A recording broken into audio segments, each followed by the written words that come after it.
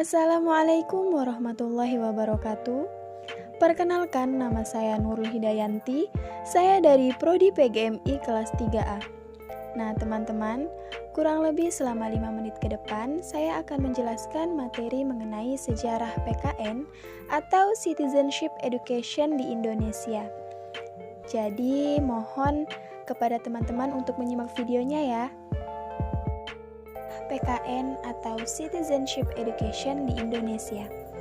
Nah, di sini terdapat kurikulum pertama. Maksudnya yaitu setelah Indonesia merdeka, muncullah kurikulum pendidikan yang pertama kali, yaitu kurikulum pada tahun 1946.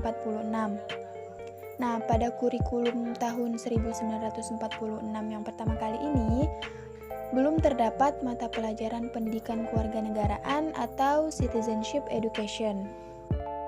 Nah, pasti teman-teman bertanya-tanya, jika pada kurikulum tahun 1946 ini belum terdapat mata pelajaran citizenship education, lalu mata pelajaran apa yang ada di dalam kurikulum ini? Nah, jadi mata pelajaran yang terdapat pada kurikulum pada tahun 1946 ini yaitu mata pelajaran pengetahuan umum yang kemudian di dalamnya terdiri dari pengetahuan tentang pemerintahan. Nah, inilah cikal bakal mata pelajaran pendidikan kewarganegaraan atau citizenship education yang masih berhubungan menjadi satu dengan mata pelajaran pengetahuan umum. Baiklah, selanjutnya yaitu kurikulum tahun 1957. Nah, ternyata pada kurikulum ini juga belum terdapat mata pelajaran pendidikan kewarganegaraan atau citizenship education, yang mana pada kurikulum ini yaitu terdapat mata pelajaran tata negara dan tata hukum. Mata pelajaran ini membahas tentang konsep kewarganegaraan, khususnya mengenai status legal warga negara dan syarat-syarat kewarganegaraan. Alih dari kurikulum tahun 1957, selanjutnya kita akan membahas kurikulum tahun 1962. Nah, pada kurikulum ini terdapat mata pelajaran civics. Ya, ini merupakan sebuah perubahan dari mata pelajaran kewarganegaraan yang di dalamnya itu terjadi pembaharuan ataupun penambahan materi. Tetapi pada kurikulum ini tidak hanya berfokus pada status legal dan syarat kewarganegaraan, melainkan kita juga membahas mengenai geografi, sejarah, ataupun ekonomi. Nah, pada hakikatnya ini, civic berisikan pengalaman belajar yang digali, dipilih dari disiplin ilmu-ilmu sosial seperti yang sudah saya sebutkan tadi, geografi, sejarah, ataupun ekonomi. Selanjutnya yaitu kurikulum tahun 1968, di mana kurikulum ini merupakan pendidikan kewargaan negara. Nah, pada jenjang SD hingga SMA, itu istilah yang digunakan itu sama, yaitu pendidikan kewargaan negara. Nah, pada jenjang SD, yaitu program ini meliputi pengajaran seperti sejarah, geografi, dan civic. Ini juga termasuk dalam kurikulum tahun 1962 tadi ya. Nah, kemudian pada jenjang SMP, yaitu program ini mengidentifikasikan mengenai sejarah, konstitusi, termasuk Undang-Undang Dasar 1945. Nah, pada jenjang SMA, yaitu bahan pembelajarannya sebagian besar itu terdiri dari pasal Undang-Undang Dasar 1945 dan juga tentang tata negara. Selanjutnya, kita masuk pada kurikulum tahun 1969, yaitu mata pelajaran kewargaan negara, di mana berisikan tentang sejarah Indonesia, konstitusi, pengetahuan kemasyarakatan, kemudian hak asasi manusia. Nah, sedangkan pada kurikulum PPSP atau proyek perintahan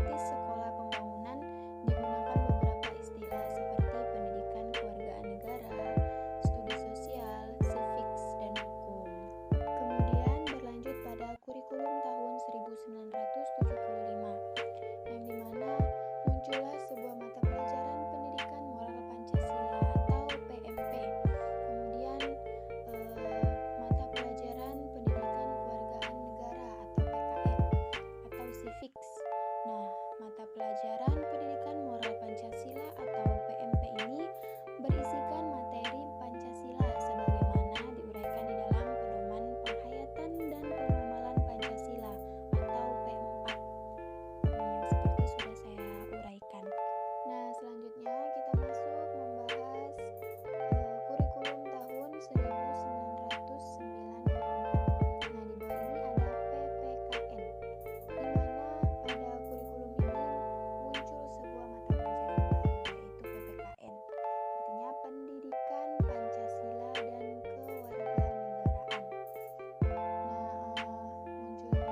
munculnya mata pelajaran ini didasarkan pada Undang-Undang Nomor 2 Tahun 1989, di mana tentang sistem pendidikan yang menggariskan adanya pendidikan Pancasila dan pendidikan kewarganegaraan sebagai bahan kajian wajib kurikulum. Baiklah, selanjutnya kita akan membahas kurikulum tahun 2006. Nah, pada kurikulum ini diberlakukannya kurikulum tingkat satuan pendidikan atau yang biasa kita kenal itu dengan KTSP.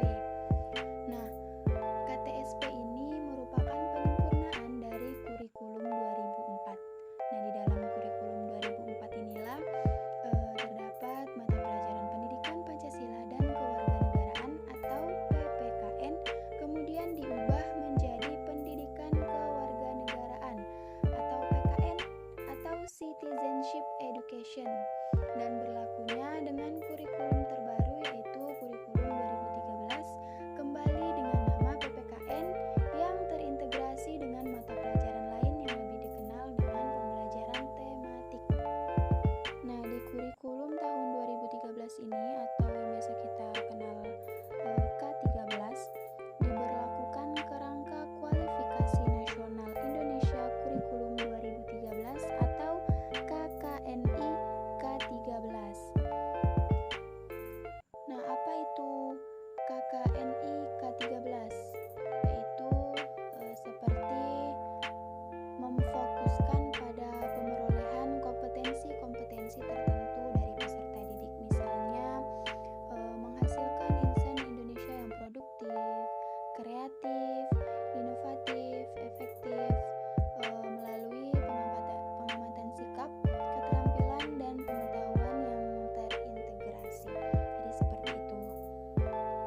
Berikutnya, kita sudah sampai pada akhir dari materi, yaitu kurikulum Merdeka Belajar tahun 2020. Nah, berdasarkan Permendikbud nomor 3 tahun 2022, yaitu membahas tentang Standar Nasional Pendidikan Tinggi, menyebutkan bahwa standar penelitian adalah kriteria minimal tentang sistem penelitian pada perguruan tinggi yang berlaku di seluruh wilayah hukum negara Kesatuan Republik Indonesia.